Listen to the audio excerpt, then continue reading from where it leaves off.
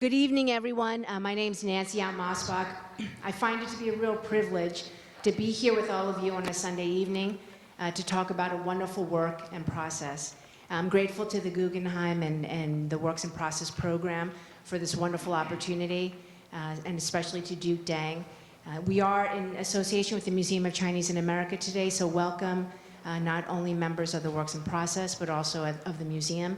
And for anyone here who is not yet a visitor to the museum, if you say DHH and Huang Ruo at the front desk, we'll comp your admission. So, but you have to say that correctly. But we are here today to talk about an incredible new work. We are here with three individuals. Their bios are not in the program, but I think many of them, they're very familiar to many of you, if not all of you.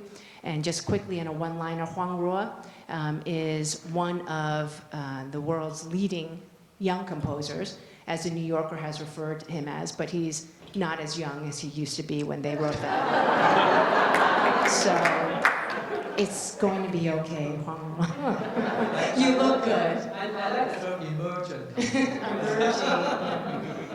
But truly his work, many of you may be familiar with it, but recently Sun Yat-sen, in memory of the centennial, was an incredible piece that actually he collaborated with James Robinson, who's been the artistic director of the St. Louis Opera since 2009, I believe, and also has done other work in this sort of bilateral space of US-China and US-Chinese with Nixon in China and some other, but really one of the most sought after directors currently in working. And of course, they define you as a librettist, but we all know David Henry Hwang as 5 people living in one body.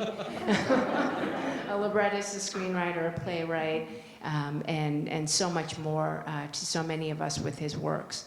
So this evening, we are talking about a new work, and many of you may be familiar with the content, and I think many of you may not be. And that's because too often we see content that don't make the headlines. We see content in our history that don't make the textbooks. And those are sensitive to many of us, but they're real.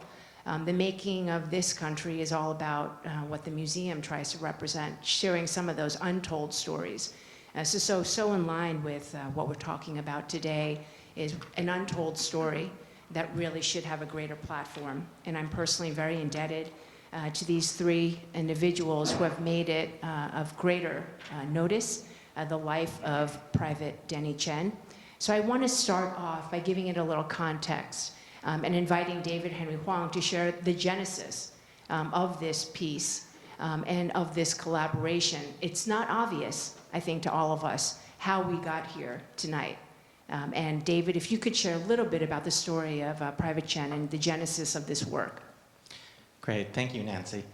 So I've known Huang Ruo for maybe about 10 or 12 years, and as one tends to do, you kind of keep an eye out for talent that you are attracted to, and people whose work you admire, in the hopes that one day we'll be able to find something to do together.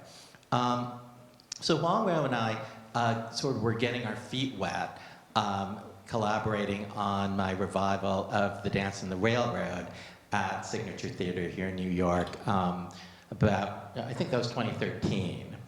And around that time, Liz Ouyang, the president of OCA here in New York, OCA is a national Asian American advocacy organization. And Liz approached me about this story, which I had read about to some extent in the papers, but really wasn't covered that extensively. And it involved a young Chinese American from right here in New York City, New York Chinatown, named Danny Chen, who enlisted in the military in 2011 in the Army, and eventually got sent to Afghanistan, to a province called Kandahar. And there he very tragically fell under the command of a racist sergeant who persecuted him, and he essentially was hazed to death. And the OCA was advocating for the family, representing the family, in the court-martial trial of the sergeant who was in charge of that unit, who was, and other officers in that unit who were responsible for Danny's death. And Liz asked me if I would be interested in writing a play on the subject, and I wasn't actually interested in doing a play because I feel like just where I am aesthetically right now in my work, I tend to do things play-wise that are a little more sort of meta, a little comical, ironic, and this just didn't seem to fit into that wheelhouse. However, Huang Ruo had a commission from Francesca Zambello, the artistic director of the Washington National Opera in DC, to do a 1-hour opera. And we had been discussing possibilities for subject matter, and it struck me that the Danny Chen story might make a good opera, because opera deals with kind of big themes, with epic themes. It's very comfortable dealing with tragedy, with death, and of course with love also. And this seemed like it might work as an opera. So I brought the subject to Huang Ruo, and you want to take it from there? Okay.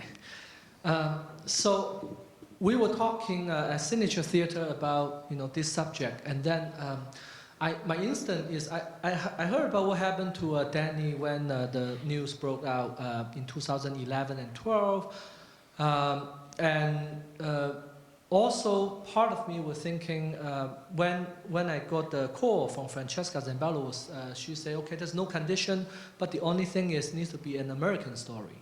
So I need to look for a story that is an American story, and this story actually is as American story as it should be. So, and I wrote back to Washington National Opera, and she approved it right away. And so that was the starting point of the chamber opera version of An American Soldier, which took place in 2014. And one thing I remember at that time was we were debating how to create a very current subject, current story, true story, which happened only 2 or 3 years ago, to make that into an opera, which is such an abstract but also time-stretching art form. And David, could you share a little bit of how you create the libretto process? Yeah, I mean, I think one of the things that's important to mention, even before that, is we didn't want to do this if we didn't have the cooperation and the endorsement and the blessing of the family. One of the things about doing a show that's based on an event that happened very recently is that there's a lot of issues and questions and that are still very current and still very much alive. And of course, in the case of Danny's parents, the ultimate tragedy that can befall a parent, which is to lose a child. So it was important to be able to feel that we had the family's support and blessing. And so Liz Ouyang also helped to broker that conversation. And before we bring James in, a follow-up question, Huang. You said, and it had to be an American story, and this is an American story as it should be. Just can you elaborate a little bit, because I think it sounds like you're in some ways had to convince yourself or convince others, or you thought that you might need to So just expound a bit about what do you mean when you say as it should be? I think, as what you mentioned earlier, there are many stories, untold stories or unheard stories, and not too many people not even know about, issues like this. I mean, this opera, in a way, yes, has deal with racism, but also it dealt with first-generation immigrants. His parents are from China originally, worked 12 hours in Chinatown every day to support the son, who's second-generation Asian American. And part of me also, my focus also what is the, what are the issues also with the younger generation, second generation Asian American, what are they facing? Do they have any, difficulties in their life? And so this, in a way, also is very close to what we are dealing with here as well. And James, you are not Chinese American. David Henry Hwang, obviously, you're born here in the U.S., in Ohio, I believe. David, right? Me? Yeah, where were you? I'm going in LA. LA, okay, sorry, LA.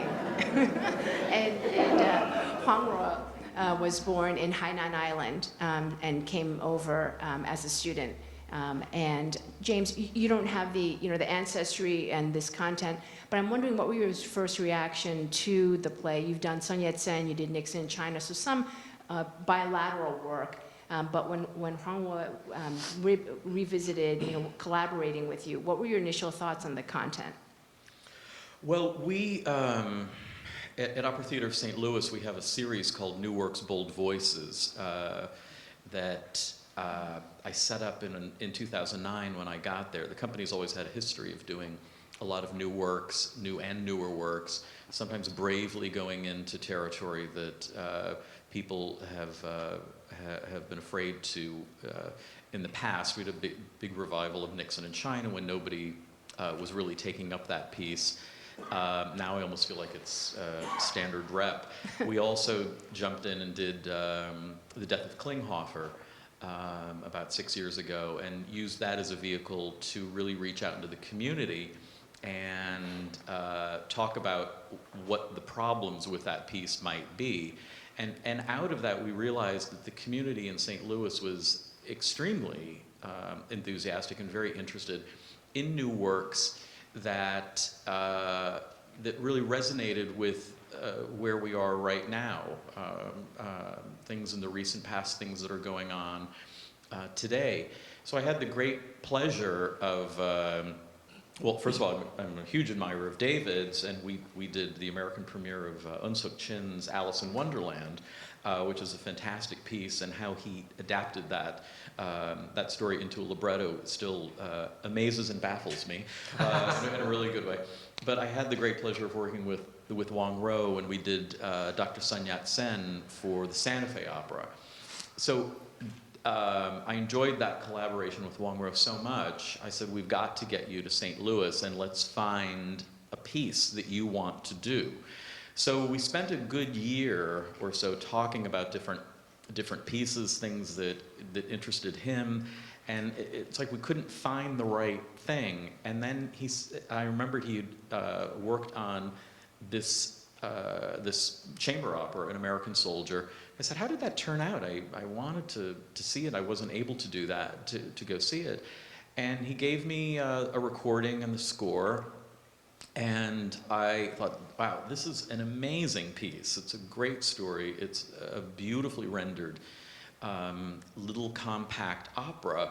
And I said, I think this is really fantastic. We would love to produce something like this in St. Louis, but it's too small for us. So I said, what about expanding this? I think there's more story to tell.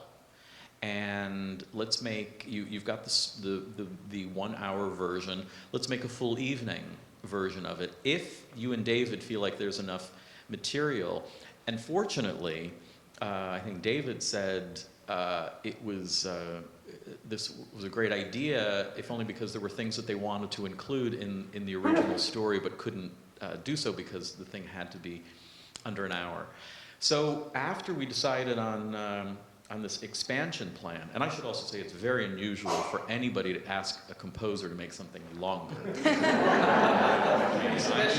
I'm usually in there with a chainsaw.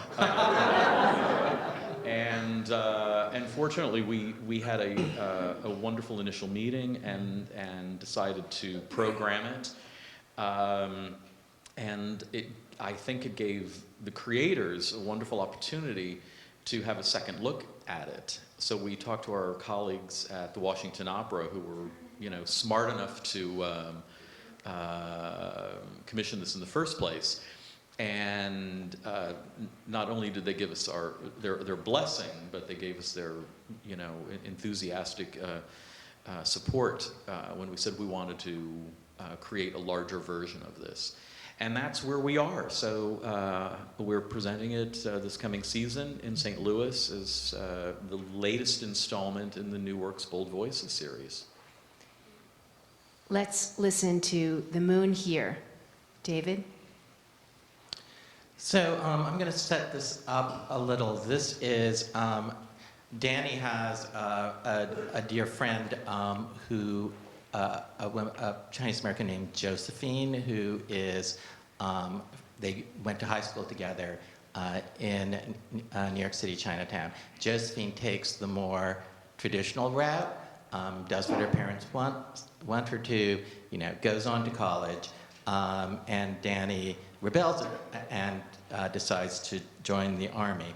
And there's a scene where, towards the beginning of the opera, where they are looking, they're at the Brooklyn Bridge, they're talking about the future.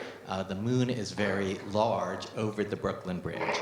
But this takes place when Danny is in Kandahar, and they're only sort of managing to communicate virtually from time to time. And they start with an exchange of letters, the end of an exchange of letters that you'll hear.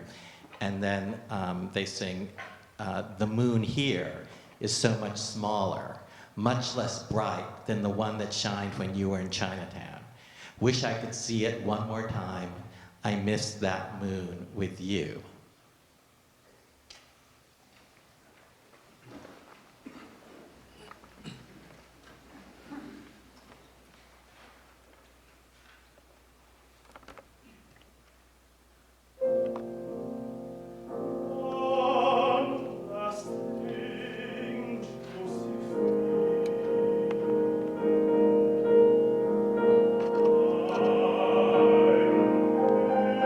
I miss you.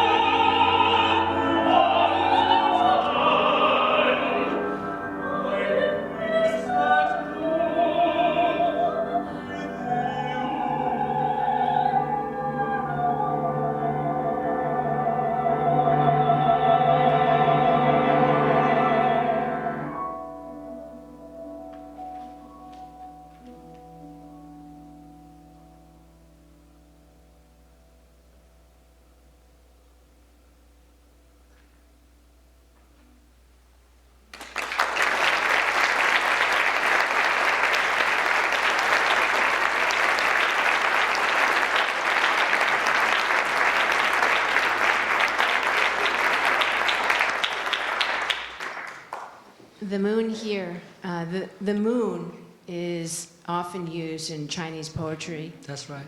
It often is, especially during the Mid-Autumn Festival, one looks to the moon to think of their home, but also their journey. And I guess I was wondering if we could maybe get some personal thoughts, the journey you had creating this piece of work, the composition, the words. Obviously, as we understand and begin to get to know Private Chen and his journey, I was wondering if you could share a bit, maybe Huang Ruo first and David, and about any reflections you have on your own journey when you were working on this piece. Well, this the Moon here duet actually is new. It was not in the original chamber version. The way I see it is the chamber version exists independently as a complete opera, and that's our approach, is to make the 2-act version as a separate opera. Has more material, but also in that sense, our focus actually is broader. So it's not only a Danny Chen story, but as the base, and there are other things. And the Moon aria, in that sense, I remember growing up in China reading a lot of poetry, and myself, I left home, my father sent me away to Shanghai to study music, so I was on my own since 12. And there was an old Chinese saying is, the moon is fuller and brighter at home. So that's, no matter it's poet or migrant workers, everyone at night, you walk out, you look at the moon, and that was, in China still can see very clear sky, see the moon, and then you miss the hometown. So in this scene, actually, Josephine is in Chinatown, New York, and Danny is in Afghanistan. So they are in 2 separate places, very far, but they look at the same moon and they express their feeling. So, so in that sense, it brings in a new nuance into the opera. Yeah, I think the original version, also because largely due to length, ended up being sort of what might be called a docu-opera, so that a lot of the libretto was built around testimony from the court-martial trial, and in this version, I think we've tried to deepen the characters and to give more emotion to the story. But one thing that I think remains constant between the 2 versions stems from the initial conversation that Huang Ruo had with Danny's parents. Mm-hmm. And Huang Ruo speaks like 4 or 5 Chinese dialects. I speak none. But even though you speak so many dialects, you didn't happen to match up with Danny's parents' dialects, so you needed an interpreter. But could you tell a little bit about that conversation? Because I feel like that is the emotional part of both pieces. I think that one part of the genesis is we have the tragedy of Danny Chen, but also when my conversation with Danny's parents, I attended an event, actually was in MoCA, in the Museum of Chinese America, and I just remember hearing Danny's mother start, talking to the audience, and she could not complete one sentence. She just started crying, and that cry is so powerful that I still remember even today. And she speaks Toisan and doesn't speak English nor Mandarin, which is the dialect most of the Chinese speak. And I speak Hainanese, Shanghainese, Cantonese, and Mandarin, but not Toisan. So when we communicate, we need to have a translator to translate. But of course, it's so difficult. And she could not really say much. And I just remember she held my hand very firmly and just thanked me to able to tell her son's story to more people. And so that was my core of adding the mother character in the opera. So I talked with David about this. It's great to have a docu opera that we based on the court document, but also also very interesting is the mother was against to the son to join the army. Like every loving parents, you want your son to go to Harvard or MIT to be an engineer, to be a doctor, to be a lawyer, and they work so hard. They want their sons to succeed. And Danny, growing up not feeling he's 100% American enough, and he want to prove by joining the army he can be 100% American. So he go against to the mother's opinion and join the army. But at the end, it was the mother who consistently and continuously fighting for the justice of Danny. So that's the interesting turn. And what caused that turn of event to me is love. The love of a mother and parent to their child. And I was thinking about how many operas throughout the history has a mother and child relationship. Or mother and son relationship. I mean, I could think of one or two. La Trattoria, the gypsy mom, but the son is really not her own son. And so in this case, it's a true story that I want to create an opera to bring out that love. Not love between lover, but love between mother and son. Maybe this is a good segue to the next piece. So that is The Man with Mother Chen. This takes place relatively early in the opera, and Mother Chen is present at the court-martial and sees the sergeant, who we call Sergeant Markham, who is the most responsible for the hazing and her son's death. And she says, "So that is the man, that is his face. I could walk right over and spit between his eyes. What could they do? Hit me, slap me? I would hit him back right where it hurts. Nothing he could do to me, nothing anyone could do, would be worse than what he has already done."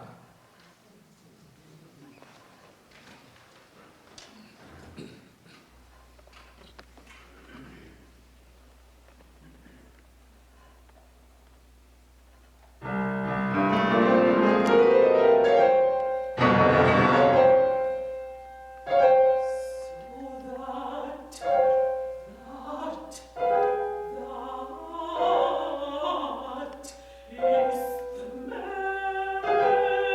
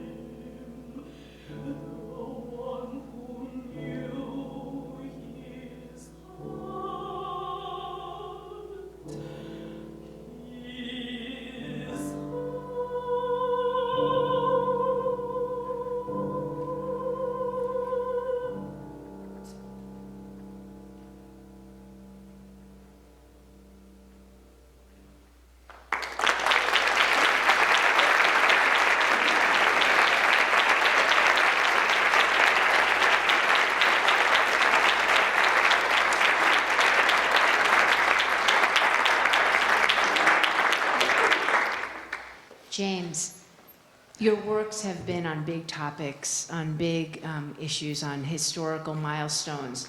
This is a very personal journey. How was it different directing this piece compared to some of your more recent works?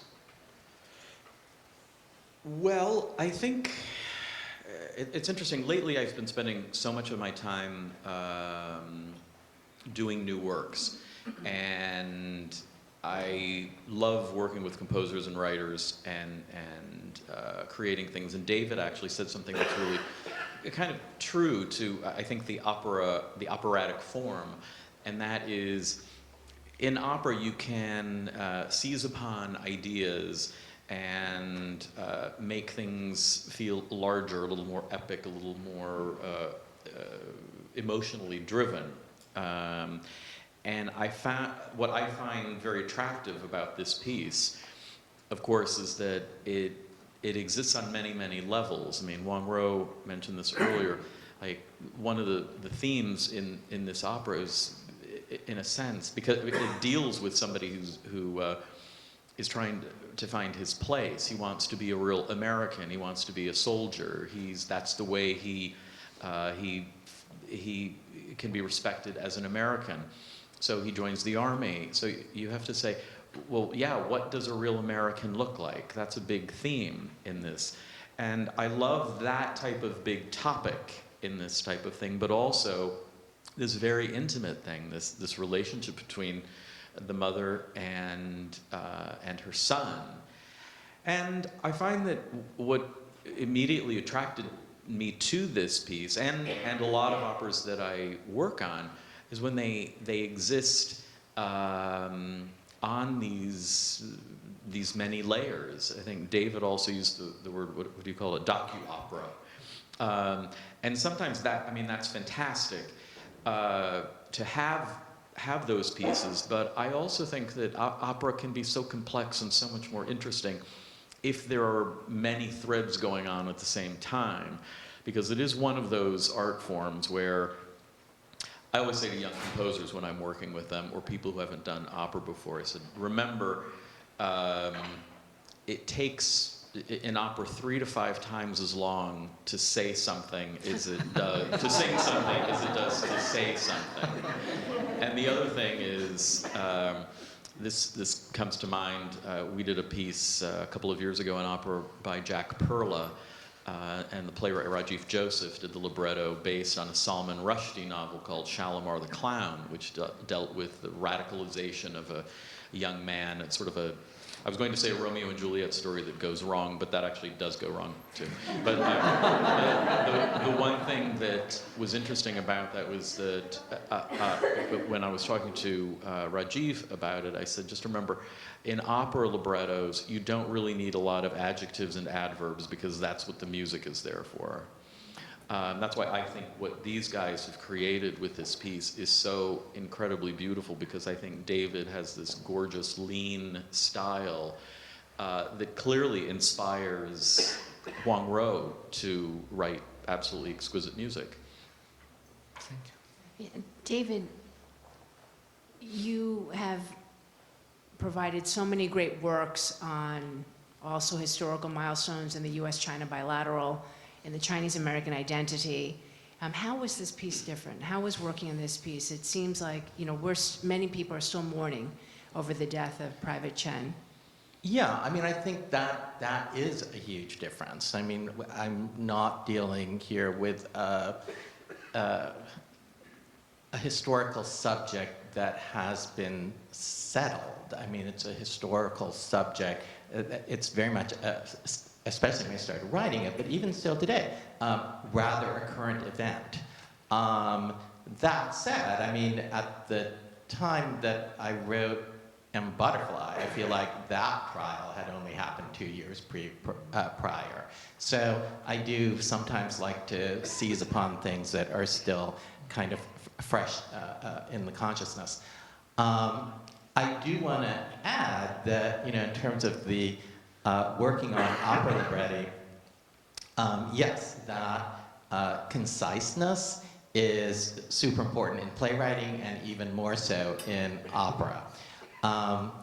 And I also happen to believe that in all these different forms, there's somebody who holds the primary creative vision, and the other artists support that. So if I do a play, I'm the decider, as it were, and everybody supports my vision.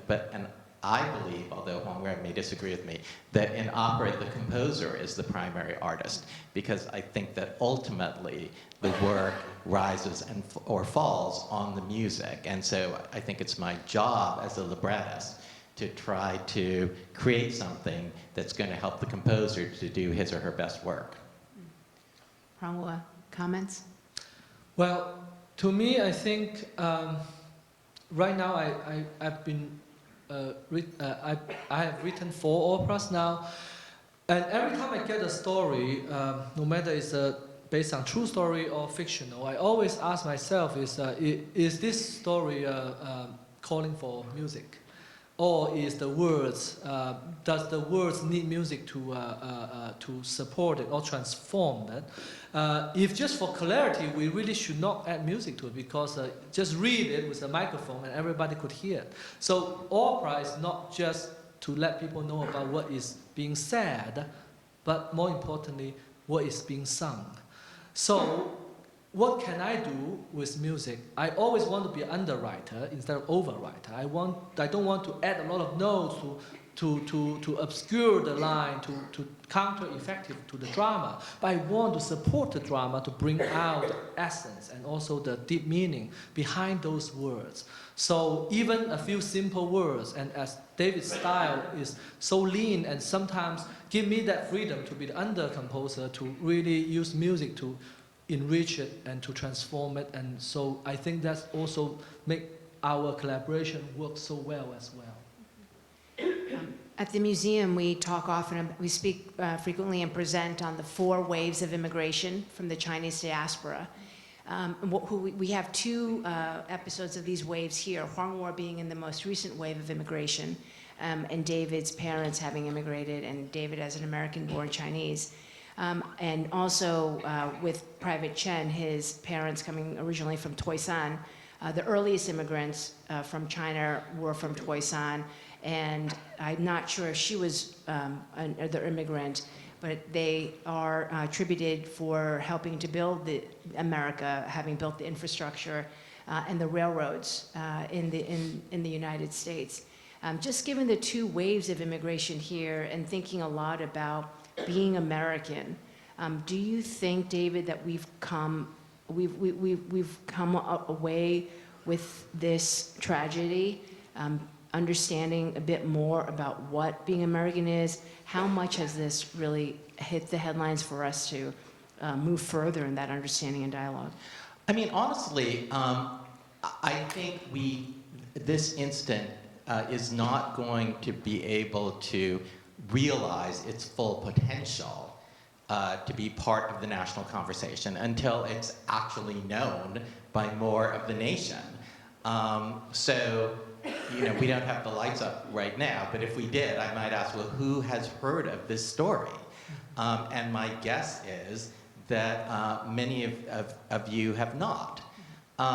And this goes back to really what we were talking about at the very top of the conversation, which is stories that are amplified by our culture and by our media, and stories that still remain somewhat in the shadows.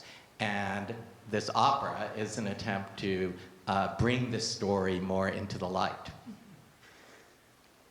Huang Ruo, how much did you connect with either Private Chen's generation, if you will, or his mother's generation, being an immigrant generation? Where were you in your process of understanding him? Well, I came to this country when I was 18, and on my own will. In that sense, I always feel the newer immigration generation is we came to this country because we believe in this country, and there are things we believe in, and maybe things still need to fight for, but that is the, as what we say, the American dream. So being a composer here to me is I'm living my American dream, right? So I went to school, I remember I went to Oberlin, and I have what we call ABC friends, American-born Chinese. And I tried to speak Chinese with them, and they could not speak any Chinese. I speak Chinese. David's practicing. So, And in college. so this friend of mine, his name is Andrew. He was saying, when my parents came to this country, they intentionally did not want me to teach me Chinese. They want me to fit in. They want me to be as American as possible. Just speak English and hang out with friends. Only speak English. So he actually has to learn Chinese at Oberlin, introduction level. So that is my field experience of younger generation Asian American. But I do feel there are some different stories. But again, there are also many common grounds as well. Nancy, that's probably where you got the Ohio piece. So the question that you pose in the write-up is also asking the powerful questions about what it means to be American. You can't really discuss this, the content of this work without considering the Chinese Exclusion Act of 1882. And understanding that Exclusion Act was being the only legislation against a group of people to enter into this country, and not fully repealed for all intents and purposes until 1965. The aftermath of being a group of people who are excluded from a country for nearly 80 years has consequences. I'm wondering, did you, David, maybe, you've worked so much in this space, did you think a little bit about Private Chen? And obviously there was also an article in the New York Times Magazine last August, front page by J. Caspian Kang, about a hazing incident at the Baruch fraternity, resulting in a young Asian American man's death. And the question wasn't about the hazing or the fraternity, the question was similarly about Asian American identity. Yeah, I mean, I think that as Asian Americans, we tend to have to deal with being perceived as perpetual foreigners. That is, one's forebears can have been in this country for several generations, and people still go, "Oh, you speak really good English." Which most of the time is just annoying, but also sometimes has real perilous consequences. Obviously, the incarceration of Japanese Americans in American concentration camps is one of those instances. Where it relates to this story, when I thought about Danny's need to enlist and his drive to enlist, there were two things. Number one, he had grown up in the shadow of 9/11, and Chinatown had been particularly affected by the aftermath since it's downtown and near the World Trade Center. But according to the reportage, Danny had appreciated the spirit of community and unity which followed 9/11, and by the time you got to 2011, felt that no longer existed, and so one had a sense of duty to serve. But the other thing that I kind of read into this as a Chinese American myself is the way the perpetual foreigner trope fits into this mentality. That is, if you are constantly considered not an American, there is a desire to somehow prove that you belong in this society. And you see this, for instance, during World War II with the intern Japanese Americans who joined the 442nd, the all-Japanese American unit, which became the most decorated unit in American military history, with the highest casualty rate. So there is this kind of a drive to validate one's identity in this country, which can be a part of the desire to serve, and that becomes part of Danny's motivation in this opera. And can we hear a little bit about Danny in I'm Sorry, Ama? So the next excerpt you will hear also did not exist in the chamber version. I remember sitting at the Kennedy Center watching the run of the chamber version, and I noticed something is I never get to hear Danny's own internal thinking, why he joined the army, why he was suffering, and what was he suffering, and what was he thinking at that point before he died.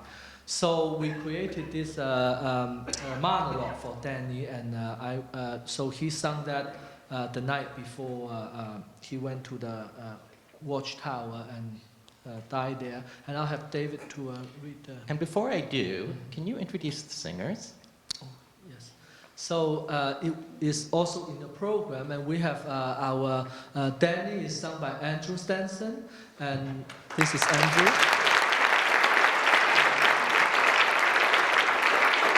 And Margaret Chen is sung by Guang Yang.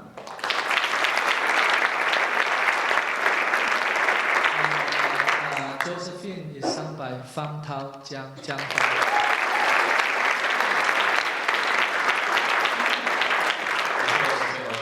Lachlan Glenn is a wonderful pianist who's been with us. I mean, he's here in New York and has done brilliant things here, but he's also one of our great contributors to the seasons at Opera Theater of St. Louis. So we're really thrilled that he's here tonight too.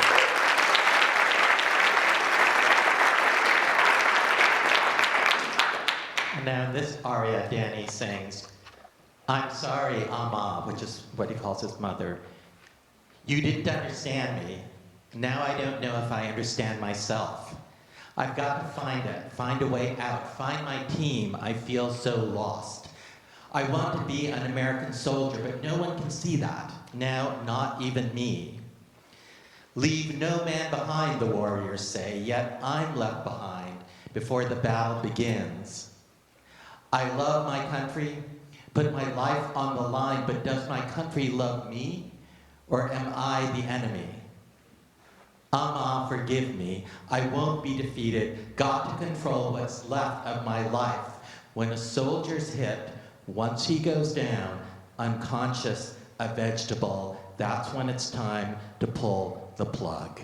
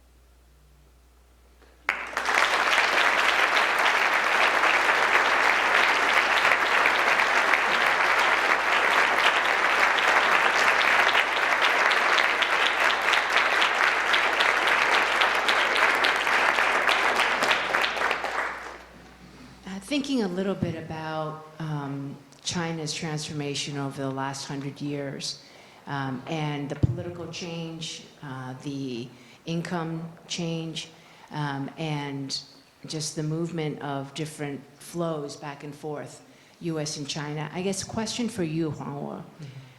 Did you identify with the content, with this story, because you mentioned the 4 dialects you speak and the 1 dialect you didn't speak that Danny Private Chen's mother spoke. Can you share it a little bit with the audience? Because I think this is an interesting moment where the perpetual foreignness, where we perceive individuals because of their likeness, their exterior likeness, as being one group. And yet what you shared a bit is just the complete diversity within the Chinese in this population and also your own understanding. So bring us a little bit along your journey in doing this work as far as relating to Private Chen and also your recent immigration to the US. Usually immigrants are often sort of correlated with, not as welcomed parts of a country. There's a negative connotation with immigrants, and that has always been a terrible fallacy. But I'm just wondering where you see yourself with this story, whether you see yourself as a recent immigrant and your connection with the work. Well, you all know Chinese people love food. As a Cantonese, we extra love food. I remember when I came here and lived here for more than 20 years, and I lived in China for 18 years. And I remember I really had an identity crisis when I was one day tipping, okay, tomorrow I live in America longer than I live in China. So I remember when I first came to this country in the 90s, when I see people, they all say, hey, where are you from? I say, oh, I'm from China. So it sounds very natural question.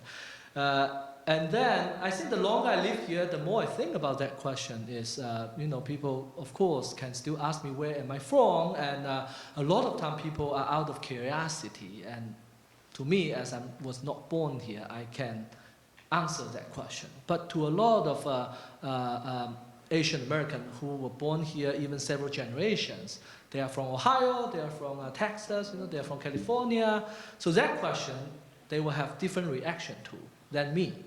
Talk about the food, I remember just recently I was just being introduced to someone who is an opera lover, and the first thing he saw me is, oh, we have a great Chinese restaurant in town and you should try it out. So again, if it's 20 years ago, I love that question, but now I really want to think about that. Is that the first thing someone should tell you when they see you before even know you are from China? Thank you. James, again, this is a piece that is, we talk a little bit about Mother Chen, and I guess I'm wondering how you went about, there's been some controversy in different artist fields about finding artists who are representing the story and also the equity in arts and culture these days. Could you share a little bit about selecting the artists, how we went about it in terms of finding performers to be a part of this piece and this work and your process for doing that? Well, I think, this could be a whole other works in process discussion, okay? Because, in the opera business, we often have difficulties finding people who can actually sing parts. As David said, the composer is the driving force. I think it's primarily a music-driven art form, right? So frequently, when we're doing standard rep pieces, Madame Butterfly, Turandot, Nixon in China, it's very problematic sometimes to cast properly because, I don't mean properly, I would say finding people who are appropriate for the roles in every possible way. And one recent example was doing Nixon in China in Houston, and we were very harshly criticized in Houston because the Mao was a guy from Texas, and he looked every bit a guy from Texas. And I said, well, if you can find me a Heldentenor who's Chinese, who's willing to do that to his voice night after night, learning the part of Chairman Mao, if you know Nixon in China, said, you know, we're always trying to do the right thing. You know, David has talked about yellow facing. We don't do that I think to do that these days in the opera business is just, we can't do it. We wouldn't, you know, it doesn't even occur to us. So trying to cast a Madame Butterfly, trying to cast a Liu, an Otello, that's problematic too. But in this opera, the thing that was really exciting about it, when you create new works, you're often able to write for specific artists. And Andrew had done the short version in DC, so we knew Andrew was going to be on board with that. But these days, I guess I would also say that there are so many people of different cultures in the opera business, and I've had the great pleasure of working with some incredible Chinese singers, some Korean singers, Japanese singers, a Sri Lankan tenor I know. I mean, of all things.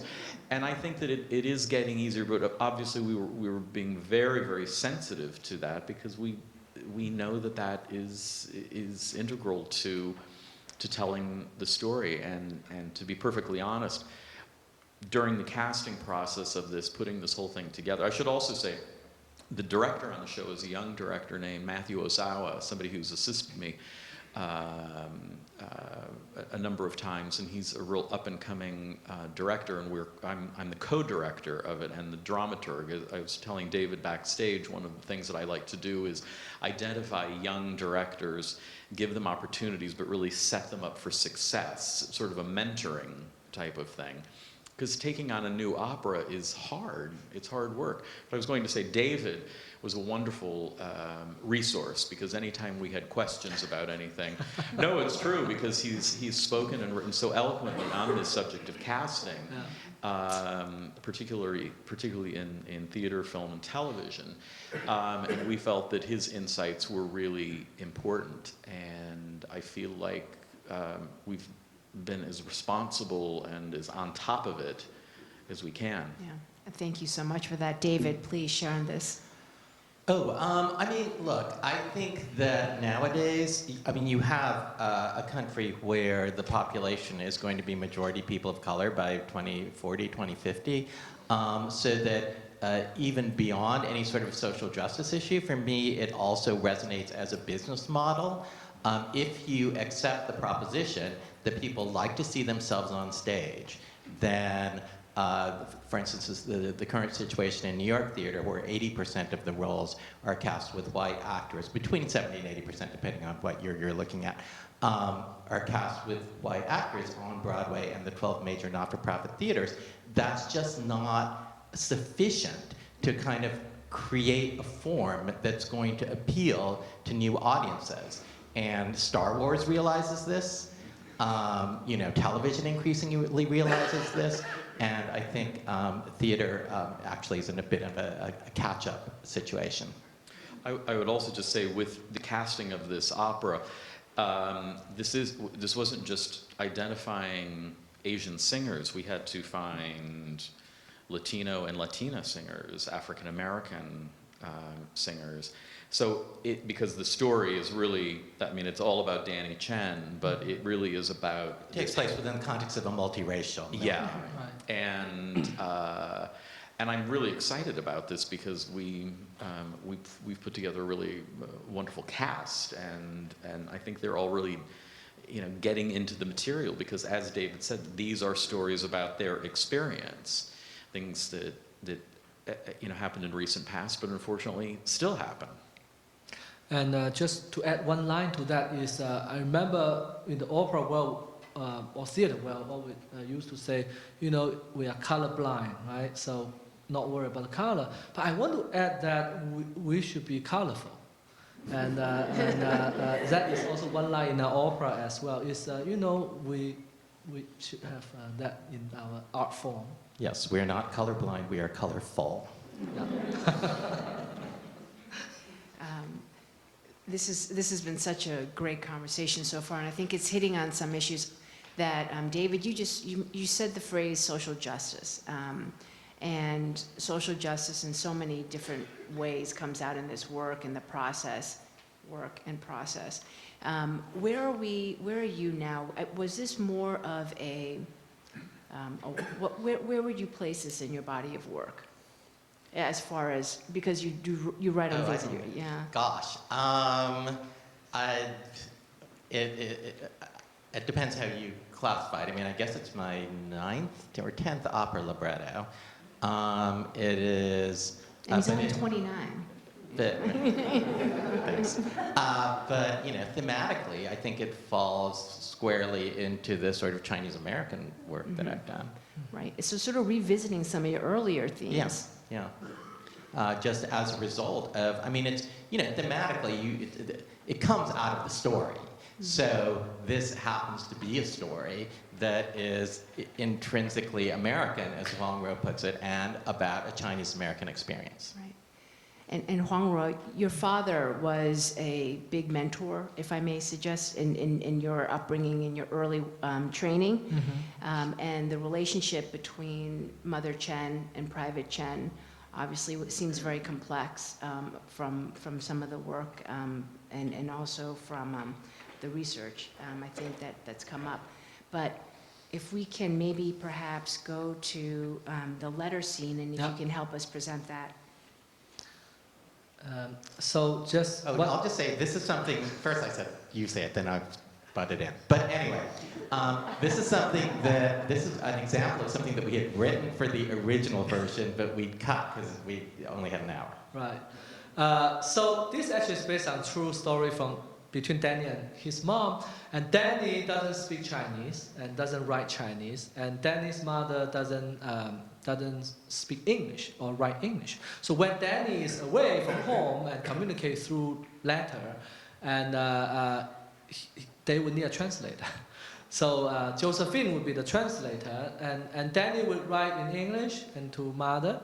And when he first joined the army in the training camp, and he learned a lot of colorful words from his pals.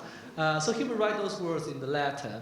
And Josephine, who kindly, make them sound less colorful and translate it to the mother. So this is one of the comic moments we created for the opera. Fortunately, it's based on the true event. So we will have a back and forth between 3 singers, and it's short and concise, and you will get the idea when you hear them.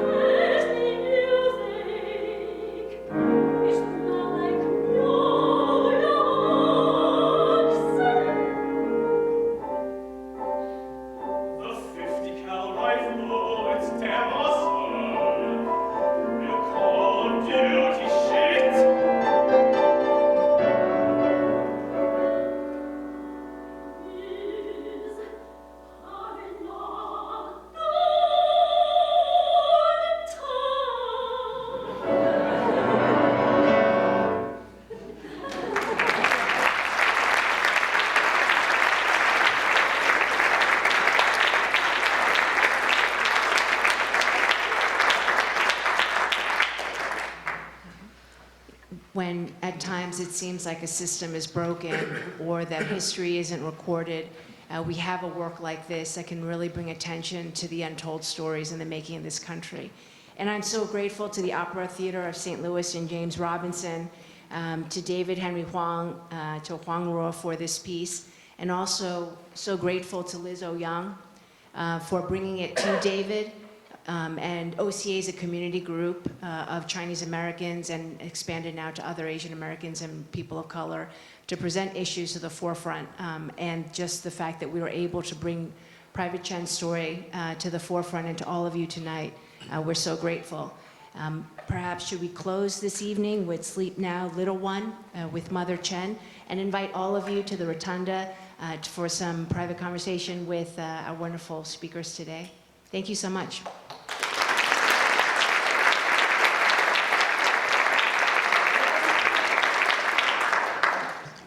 Actually, I'm going to read this.